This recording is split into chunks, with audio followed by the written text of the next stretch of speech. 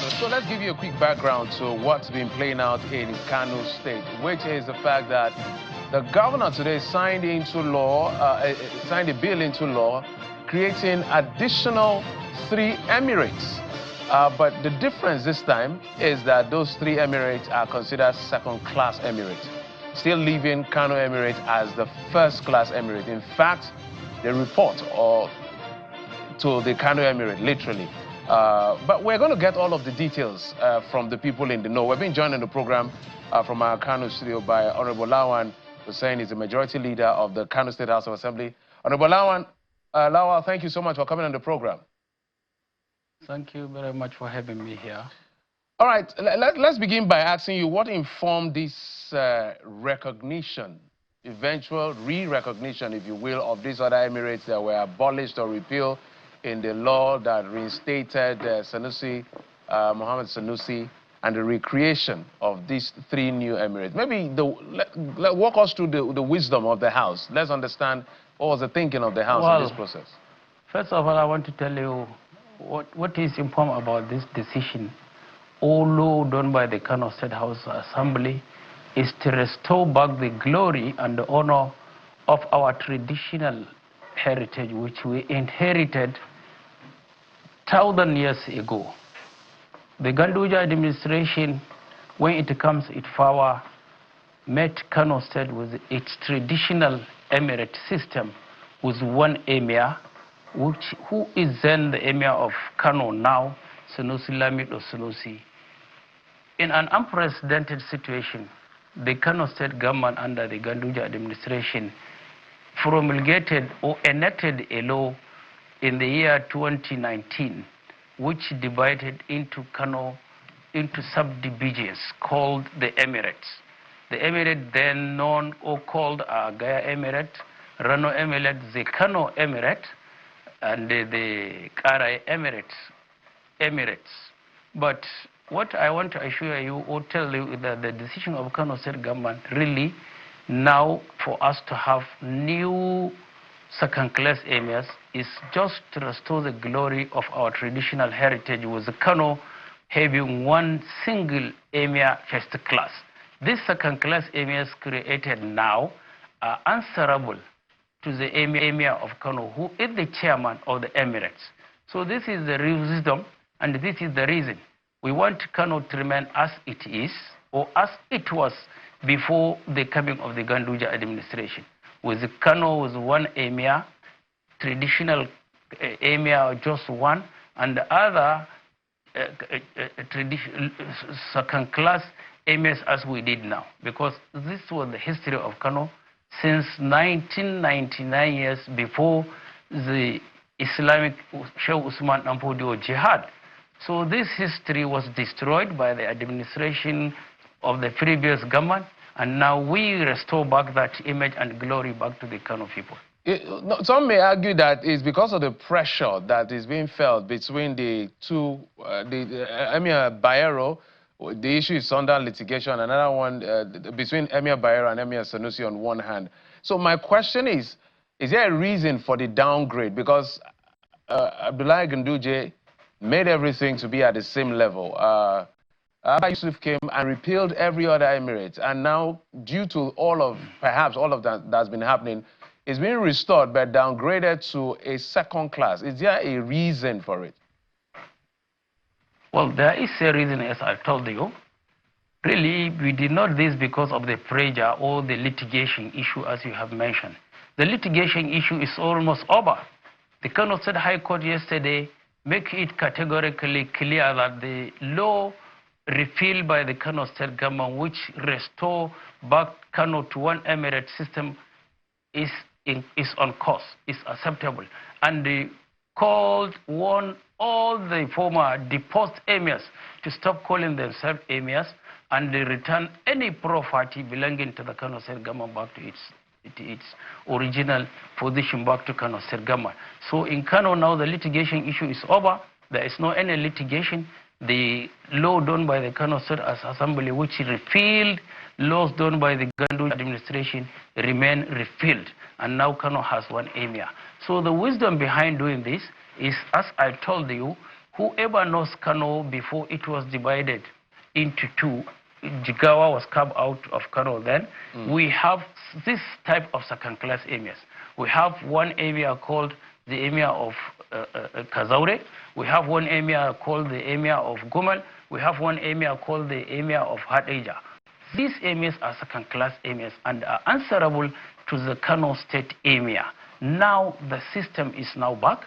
We have these three new emirs created because we not refer back to what we did, what has happened during the last administration. What we now have are the second-class emirs in second-class emirs in Gaya, second-class emir in Karai, second-class emir in Rano. In Rano. This is what we have now. We not it because of any litigation issue. It's for the betterment of the people to restore back the image of Kano was one emir as it is during our history. Mr. Hussein, a few more questions. So, does this mean that the emirs that were deposed, there's a likelihood that they may come back? I'm talking about the emirs that were deposed as a result of the repeal of the other law. Well, this is the decision of the government. I'm not part of the government. I'm not part of the executive arm of the government. I'm a legislator, a majority leader of the Kano State House of Assembly. We have done our own. Our own is to make law. We did law, which allowed the governor to appoint 3 new second-class emirs. We created in that law 3 new emirates for the governor to appoint second-class emirs. So it's left for him to have consultation with his close allies to whom are supposed to be appointed into that position of the new emirates of Gaya, Karai, and Rano. I know that Emir Adobayero, before he became Emir of Kano and then was removed, was the Emir of Bichi. Bichi is conspicuously missing in this whole arrangement. What is the reason? Yes. The history of Kano, Bichi has never had an emir. Bichi was never an emirate in the history of Kano. That's why it was emulated. It was done that time due to some reasons best known to that administration which previously passed. But we refer back to the history. These emirs where second-class emirs are now, this emirate where second-class emirs are now created were called Serki even before the emir of Kano. You can call the emir of Karai Serki in the presence of emir of Kano. You can call the emir of Rano Serki in the presence or in the palace of Kano. You can call the emir of Rano Serki in the presence of emir of Kano. But they are not first class. They are not emirs of first class category.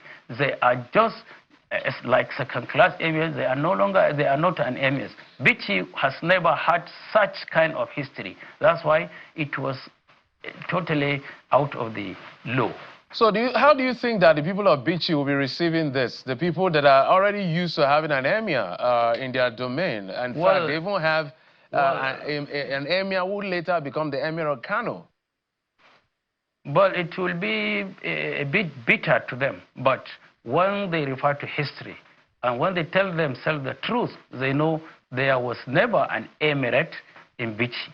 So that's why I am sure some of them who think fully well can understand the wisdom of Kano State House of Assembly of eliminating Bichi out of the new emirate created. I want to ask you this question as a legislator, because they call the legislature the People's House, because you come from different constituency. Is there a way as lawmakers, this is not just for you, but since you're a legislator that is talking to me on the program, for lawmakers to see how they can work on laws to insulate the traditional institutions from this political intervention, or intervention is not the right word, infiltration, or I'm even lost for word as to say, literally infiltrating the entire system at the end of the day. Is there a way to insulate traditional institutions from interferences by the political class? Yes, interference is the word I was looking for. Yeah, there is a way. The way is that the way we do it now, we restore back what is there before. So whoever thinks he may come and tamper with the history, sure posterity will judge him. This is the only way. I suggest, or in my own opinion, as you said it, it's not proper for politicians to be tampering with the history. And the traditional rulers, they should know that they are the fathers of the nation. They should no longer be participating in the political affairs.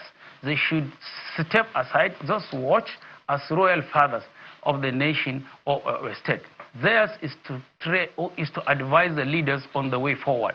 To resolve conflicts, to do anything regarding tradition. In Kano, they are there as the chief imams of mosque and religious issues. They should concentrate solely on that issue. They should settle differences between communities.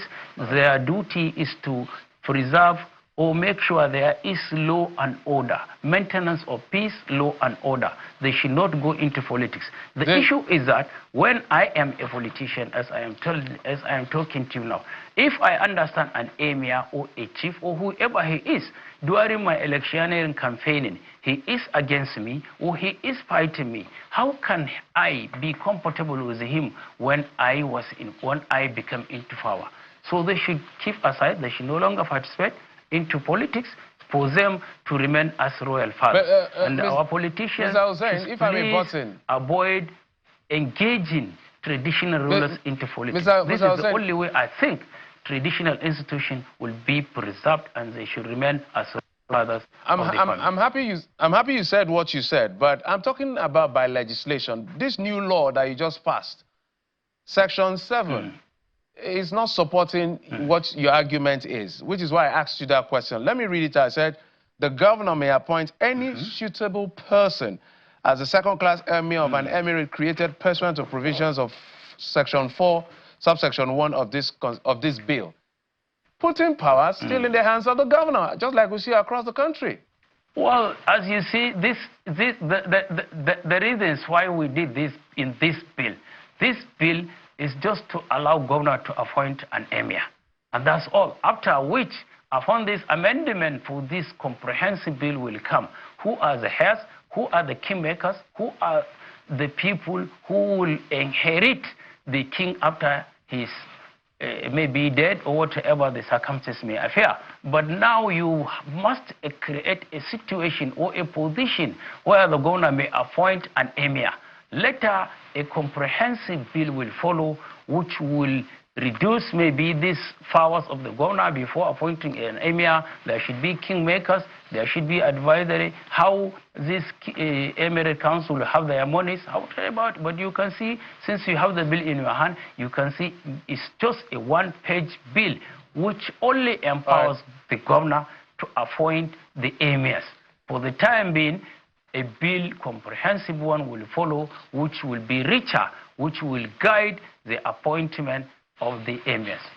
We're totally out of time. Mr. Lawal is saying, I must thank you for coming on the program. Is the majority leader of the Kano State House of Assembly joining us from our Kano studio. Thank you for coming on the program. Thank you for having me.